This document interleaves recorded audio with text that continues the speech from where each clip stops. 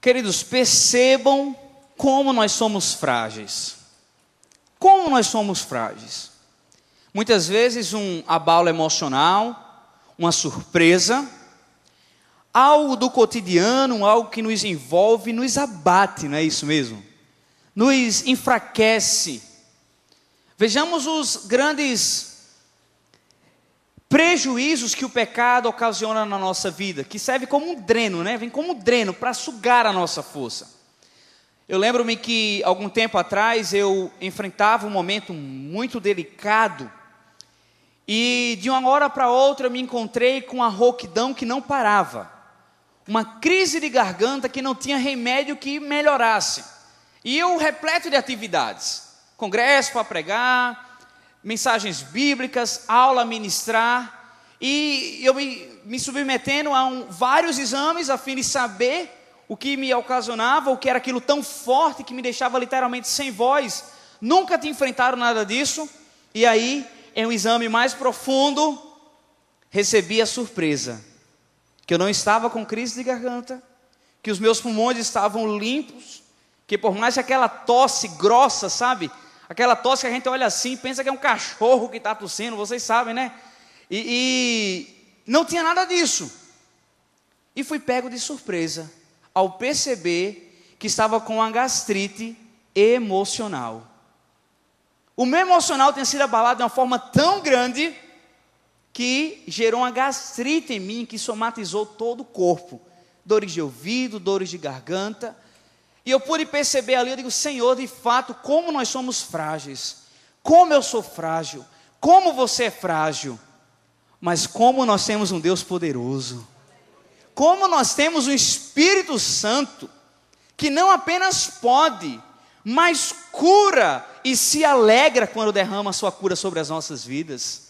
Como nós temos um Deus atento a cada passo nosso. Um Espírito Santo que de fato faz sentido aquilo que a Bíblia o classifica, o Consolador, o Auxiliador, aquele que age, aquele que faz. Louvado seja o nome do nosso Deus por isso.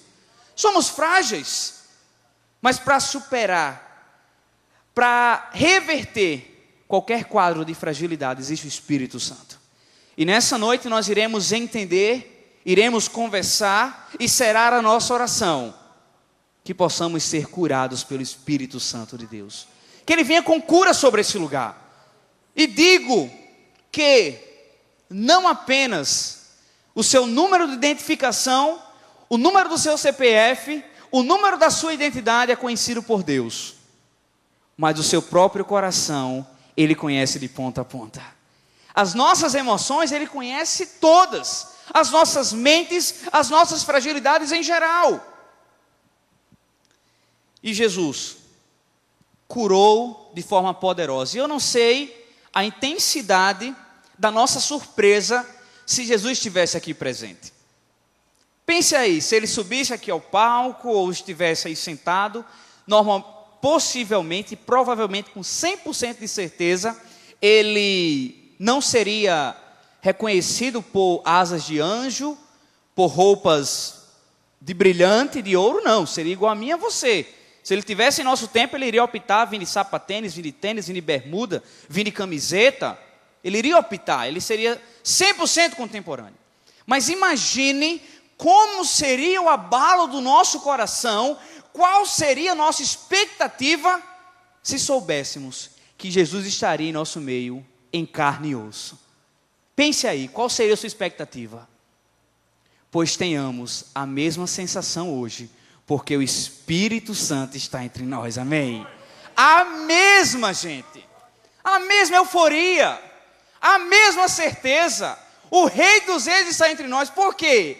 Ele nada mais é do que o representante total de Cristo Jesus, porque Jesus deixou uma promessa, eis que eu estarei com vocês todos os dias, até a consumação dos tempos. O tempo não acabou ainda, então Jesus está conosco através do Espírito Santo, amém? Ele caminha em nosso meio, Ele conhece a nossa vida, sabe das nossas necessidades, mas eu te convido com a mesma intensidade, creia que o Espírito Santo irá nos curar nesse dia, que o Espírito Santo irá nos tocar, que não vai ter empecilhos. Digamos que algumas pessoas eram predestinadas a receberem a cura, mas sofriam alguns desafios. Entre eles, a mulher do fluxo de sangue. Uma mulher, ela fez de tudo para tocar em Jesus. Teve que passar por uma grande multidão e só conseguiu tocar com poucos dos dedos. Mesmo assim foi curada. Eu quero dizer a você, não há fila hoje para você ser tocado pelo Espírito Santo. Não tem concorrência aqui, gente. Ele pode e Ele quer tocar em todos nós. Ele quer e Ele pode transformar todos os nossos corações. E nós iremos meditar acerca de uma cura muito louvável, muito bela e digna de ser exposta, e que está o seu relato no livro de Marcos, capítulo 10. Nós iremos ler do versículo 46 ao versículo 52. Abra sua Bíblia nesse instante. Marcos, capítulo 10, do versículo 46 ao versículo 52.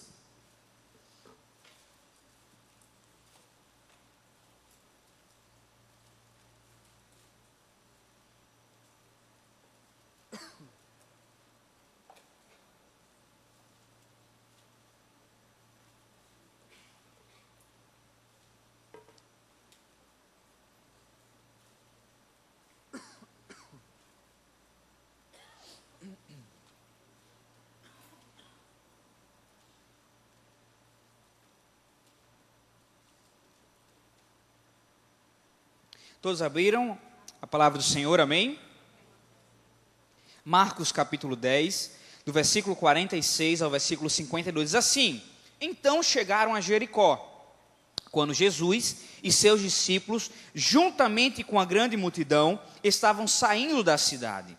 O filho de Timeu, Bartimeu, que era cego, estava sentado à beira do caminho pedindo esmolas. Quando ouviu que era Jesus de Nazaré, começou a gritar: Jesus, filho de Davi, tem misericórdia de mim.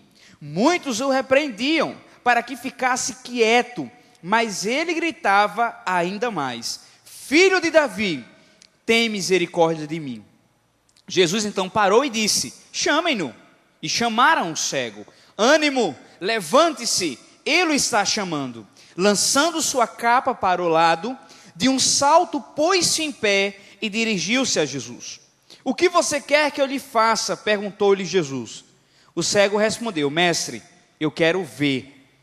Jesus disse: Vá, a sua fé o curou. Imediatamente ele recuperou a visão e seguiu Jesus pelo caminho. O cego Bartimeu. Como é bom ler esses relatos. E mais porque trata-se de uma fácil compreensão à exposição bíblica. Mas é necessário aqui algumas explicações acerca do contexto. Durante todos os anos, no período da Páscoa, todos os judeus saíam das cidades próximas a Jerusalém, digamos que as cidades circunvizinhas que tivessem a mais ou menos 25 quilômetros de distância de Jerusalém. E homens acima de 12 anos de idade, da descendência de Davi, judeus, iam até Jerusalém para celebrar a Páscoa. E quem estava aqui? Um pobre cego, que usava aquela deficiência para pedir esmolas. Digamos que era o seu trabalho. E ele, revelando um pouco de empreendedorismo, disse: espera aí, próximo a Jerusalém, as vias serão movimentadas, porque está chegando a Páscoa e muita gente vai para lá. Então, meu lugar para estar lá são nas ruas próximas, as ruas que vão levar até Jerusalém. E assim ele fez, se posicionou, se localizou e começou a pedir esmolas. Mas ele tomou conhecimento que alguém muito especial estava passando por ali. Queridos, assim como Bartimeu, nós também temos algo que identifica-se esse homem: a nossa fragilidade. Quem é frágil aqui? Diz amém. Amém. Todos nós somos frágeis. E se não tiver ninguém frágil aqui, eu preciso que você me instrua a como nunca fraquejar, a como nunca desanimar. Algumas vezes nós desanimamos, mas Bartimeu se coloca à disposição, faz aquele esforço, sobretudo crer em Jesus, e nós entendemos que ele recebe uma cura do Senhor. Mas quais lições nós podemos extrair desse texto? Sobre o tema que nós abordamos, sendo curados pelo Espírito Santo. Curados pelo Espírito Santo. O primeiro princípio que eu vejo aqui é que nós não podemos nos calar, mesmo existindo oposição. Leia comigo agora os versículos 47 e 48 de novo. Quando ouviu que era Jesus de Nazaré, o cego Bartimeu começou a gritar: Jesus, filho de Davi, tem misericórdia de mim. Muitos o repreendiam para que ficasse quieto, mas ele gritava ainda mais: filho de Davi, tem misericórdia de mim. Queridos, a primeira verdade que nós tiramos desse texto é que sempre que buscarmos o Senhor, nós teremos uma grande oposição. Exemplo, um homem que crê no poder do Senhor, crê nos lindos projetos de Deus para a família, começa a defender a fidelidade no casamento. À torta e à direita, tal homem sofrerá oposição, sim ou não? Sim ou não? Nos reunimos para dizer não às drogas. Nós temos um trabalho envolvente, uma casa de recuperação, um corredor da vida para pessoas que são dependentes químicos. Nós temos os anjos da noite que saem todas as noites, da sexta, do sábado para o domingo, aliás, para as ruas, para falar de Jesus, pegando pessoas escravizadas pelas drogas. Então, nós cremos que as drogas não valem a pena, amém? Mas até oposição nós temos, porque tramita no Congresso Nacional uma lei que em qualquer mercadinho e shopping que possa vender-se o quê? A maconha. Nós temos oposição, sim ou não? Se defendermos não às drogas, teremos. Se você decide manter-se puro, acredita que o casamento é um projeto de Deus e a sexualidade só pode ser experimentada exclusivamente no casamento, você vai enfrentar a oposição.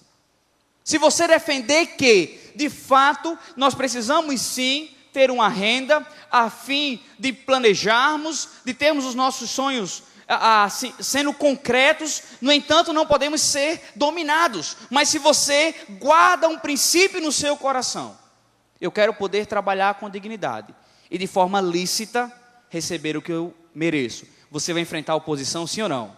Até porque a dica é: os políticos não roubam mais, estão soltos. Nós sempre enfrentaremos oposição se decidirmos estar próximo do Senhor. E Bartimeu enfrentou essa oposição. Quanto mais ele gritava, mais os outros diziam: não grite. Nós precisamos entender que em meio às nossas fragilidades, em meio às nossas lutas, nós não podemos sofrer sozinhos. Grite por ajuda. Seu problema é pornografia? Grite por ajuda. Seu problema é se libertar de algo, de um vício? Grite por ajuda. Você pretende um dia encontrar-se livre dessa mágoa, desse ressentimento? Grite por ajuda. Não importa se é vergonhoso para a sociedade. Não importa se para muitos é uma mentirinha que pode ser levada durante toda a vida. Mesmo em meio à oposição, nós precisamos gritar por socorro àquele que de fato pode nos curar. Amém, igreja? Grite, peça ajuda. Cônjuges, abra o coração para o seu cônjuge. Filho, não sofra sozinho, peça ajuda dos seus pais. E dessa forma nós iremos entender que será possível clamarmos por ajuda e o Espírito Santo de Deus vir com sua cura sobre a nossa vida. Amém, igreja? Grite por ajuda. Muitos vão ser as oposições, muitos se levantarão, mas nós precisamos gritar mesmo assim, amém? Gritar por ajuda. Bartimeu pôde gritar ao Senhor e entendeu que ser fiel a Deus nos leva a oposições. E eu quero trazer algo aqui, porque o Espírito Santo, desde tarde, que está ministrando isso no meu coração. E eu preciso passar uma verdade aqui. Queridos, Deus é um Deus todo-poderoso, que decretou coisas no passado, decreta coisas no presente e no futuro. Mas existe algo dentro de nós que nos impede entendermos as orientações de Deus, que é a nossa natureza caída, pecaminosa. Ninguém pode se levantar aqui e dizer que nunca pecou, porque a própria Bíblia nos adverte do pecado. Mas, como o apóstolo Paulo falou em Romanos, a existência da graça não pode nos dar justificativas para pecarmos. Se eu e você convivemos com as justificativas, nós não receberemos o toque do Espírito Santo de Deus. Nós não seremos curados pelo Espírito Santo de Deus. Então, em primeiro lugar, sinceridade. Mas o texto começa e ele fala que Jesus chega até junto dele, versículo 49. Jesus parou e disse: chamem-no. E chamaram o cego. Versículo 50, lançando sua capa para o lado, de um salto pôs-se em pé e dirigiu-se a Jesus. O que você quer que eu lhe faça? Perguntou-lhe Jesus. O cego respondeu: mestre, eu quero ver. Ele foi sincero. Precisamos olhar para dentro de nós. Essa é a segunda lição. Queridos, esse homem podia ter olhado ao seu redor e ter dito: eu quero pedir que Jesus mate todas essas pessoas que estão aí na minha frente, que não deixam chegar até Jesus. Ele podia ter pedido isso ou não? Sim ou não? Ele podia ter pedido ao almoço dele. Quem sabe que naquele dia ele não tinha tido um bom rendimento, não tinha recebido esmolas suficientes. Ele podia ter dito: Senhor, eu quero um prato de comida, eu sei que o Senhor é poderoso, eu quero ter uma semana de comida, sabe? Mas ele olhou para dentro dele. Nós somos curados pelo Espírito Santo quando nós olhamos para dentro de nós. Nós deixamos de estar naquela: Senhor, transforma ele, transforma ela, Senhor, muda meu casamento. Mas entenda, meu irmão, a mudança começa em mim, amém? Senhor, transforma o meu ambiente de trabalho, muda, Senhor. Mas a mudança deve começar em mim e você. De repente nós não podemos ser, de repente, aquelas pessoas que estão ocasionando a confusão. Mas quem é filho de Deus não trabalha só por trabalhar, vê o seu trabalho como um campo missionário. Então diga: Senhor, como eu posso ser usado pelo Senhor, como eu posso ser cheio pelo Senhor, para mudar esse ambiente, para trazer paz à minha família. Ele olhou para dentro dele. Não estejamos cegos aos nossos pecados. E nós somos tendenciosos em uma celebração como essa, ou como qualquer outra que acontece no mundo, começar a lembrar em próprio culto: eita, quem deveria estar aqui era ele. Essa palavra ia bater na cara dela, ia transformar fulano e cicrano. Eu quero lhe dizer uma coisa: que Deus não errou e não esqueceu de trazer pessoas certas a esse lugar. Ele me trouxe aqui, te trouxe aqui, porque Ele quer falar o nosso coração. E se porventura existir, e eu creio que pode existir, transformações aqui fora, eu e você seremos curados pelo Espírito Santo, seremos tocados, renovados, para onde estivermos, levarmos a paz. Você é o representante de Deus para levar a paz para a sua casa hoje. Você vai ser o representante de Deus amanhã no seu trabalho, mediante os desafios. Você vai ser o cônjuge sábio para trazer a paz para o seu casamento. Você vai ser um filho sábio para saber ouvir os seus pais, se submeter, porque nunca a rebeldia, a teimosia vai ter justificativas para restaurar esse relacionamento. Amém, igreja? Bartimeu foi sincero. Ele olhou para dentro dele, ele era cego. Ele era cego, ele fez: eu quero ser curado. Nós somos curados pelo Espírito Santo de Deus quando nós vemos o quanto miseráveis somos. Mas existe um sentimento que tenta dominar o nosso coração. É o engano de pensarmos que somos autossuficientes. Os autossuficientes, aqueles que não veem os seus erros, eles trazem prejuízos e ruínas aonde eles estiverem. Os autossuficientes não conseguem permanecer casados. Por quê? não se veem errados. O erro é dos outros. Os autossuficientes não conseguem manter-se um vínculo em empresas, nem em trabalho. Por quê? Ele nunca erra. Quem erra é o outro. Os autossuficientes são enganados pela falsa verdade de que, se conselho fosse bom, não se dava. Vendi. Isso é mentira do diabo.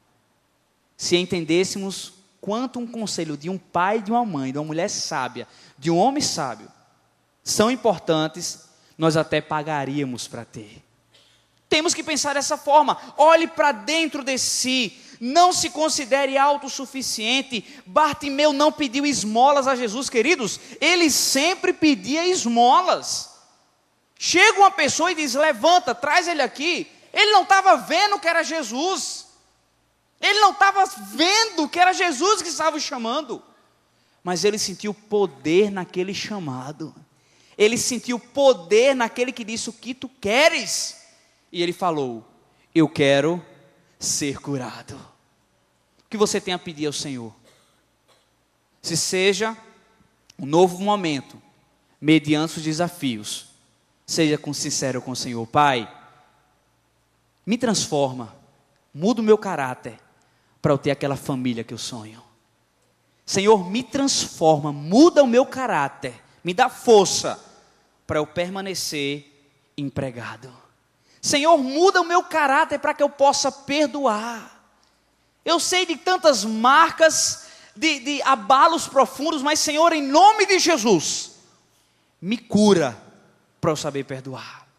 Porque aqueles que sabem perdoar são felizes, enquanto que os amargurados vivem dessa amargura e tornam aqueles que estão ao seu redor mais amargurados ainda. Sejamos sinceros, olhe para dentro de si. Faça essa pergunta ao Senhor. Senhor, o que tu queres curar em mim? E seja sincero com Deus. Jesus quer transformar a nossa vida. E é interessante também vermos aqui que ele pede ao Senhor: mestre, eu quero ver. Jesus disse: vá. Versículo 52, disse Jesus: a sua fé o curou. Imediatamente ele recuperou a visão e seguiu Jesus pelo caminho. Mais uma lição que nós tiramos aqui: nós vimos que nós não podemos nos calar em meio à oposição, amém? Tem que ser fiel ao Senhor. Ponto 2, precisamos olhar para dentro de nós. E por fim, é necessário aceitar as mudanças de Jesus, sem dar valor ao que nós iremos perder. Deixa eu falar uma coisa para você. Bartimeu foi curado, sim ou não? Bartimeu foi curado, sim ou não, igreja? Ele estava desempregado.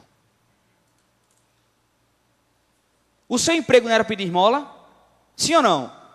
Por que ele pedia esmola? Porque ele era cego. Bartimeu foi curado, ficou desempregado. E o que foi que o desemprego levou ele a fazer? Final do versículo, diz aí. Imediatamente ele recuperou a visão, amém? Imagina, você recebe hoje um grande milagre do Senhor. Olha o que ele faz. Seguiu Jesus pelo caminho. Ele foi transformado, ele ficou desempregado e ele foi seguir Jesus. Nós precisamos obedecer a Deus, independente das circunstâncias, amém? Nós precisamos seguir a Jesus. O Espírito Santo me leva também a abordar um tema aqui seríssimo, que eu venho sendo muito procurado, e eu preciso também dar o meu conselho pastoral, e você vai guardar no coração, se assim quiser. O casamento é algo estabelecido pelo Senhor, amém? Duas pessoas que amam-se, de sexos opostos, unem-se diante de Deus e do Estado. Porque quando Jesus foi questionado se deveria dar para César ou para Deus aquele dinheiro, ele disse: dê a César, se deveria pagar impostos, aliás, foi uma pegadinha, sabe, para Jesus. Ele disse: dê a César o que é de César, e a Deus o que é de Deus. Jesus quer de mim e de você o cumprimento das leis, amém? E obediência a Ele.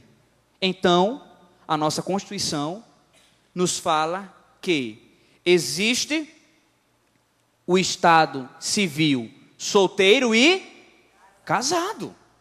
Eu estou casado com Jamile. Eu não posso dizer que eu sou solteiro. Quando alguém chegar para mim e falar, seu estado civil, casado. Por quê? Pelas leis, eu tive uma cerimônia religiosa com efeito civil. Poderia ter casado 2 dias antes no civil e depois 2 dias no religioso. Então qual é o meu conselho para você? Case-se no civil e no religioso. Alguém pode perguntar, e a pensão do meu pai? E a pensão do meu pai? Que eu só posso receber se eu for solteira. Se eu for solteiro.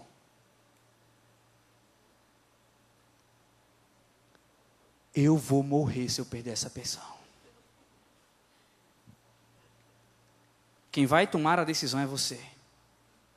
Mas o meu princípio para você: case no civil e no religioso, porque essa é a vontade de Deus. Amém, igreja? Bartimeu estava desempregado. Eu tenho amigos que, ao trabalhar para 2 secretarias, certa vez do estado, o gerente, o supervisor de área, chegou para ele em uma das secretarias e propôs: eu tenho uma gratificação para você ganhar o dobro do que você tem. Começou a elogiar meu amigo. Você é muito eficaz, você entende de softwares como ninguém, você merece. Agora, eu quero que você reconheça a gratidão que eu estou lhe fazendo, me dando 50% do que você vai ganhar do seu reajuste.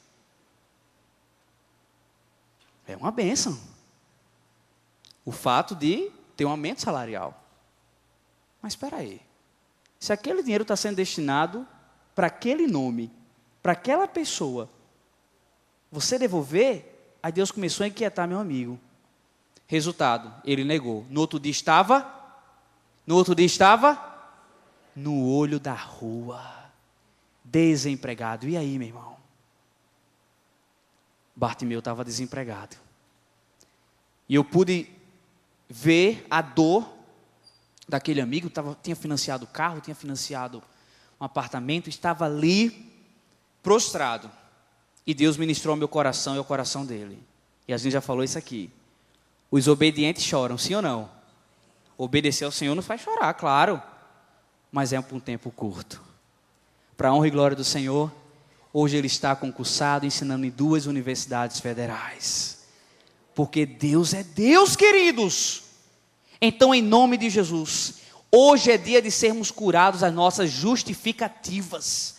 Nós iremos achar justificativas para pecarmos, para permanecermos no erro, mas Bartimeu foi sincero. Ele olhou para dentro dele: eu quero ser curado, sabe? Ele não foi atrás de trabalho.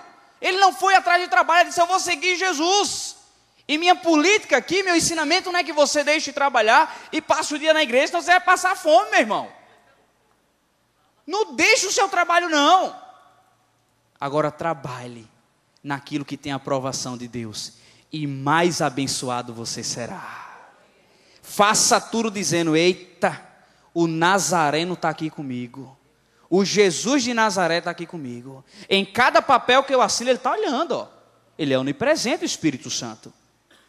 E isso vai gerar temor, sabe? Porque quando a gente souber que o Espírito Santo está ali, a gente vai dizer: eita Deus, espera aí, eu quero tua cura, eu quero um encontro contigo, eu quero tua aprovação, porque ó, se tem uma coisa que nós não podemos correr atrás, é atrás de bênçãos.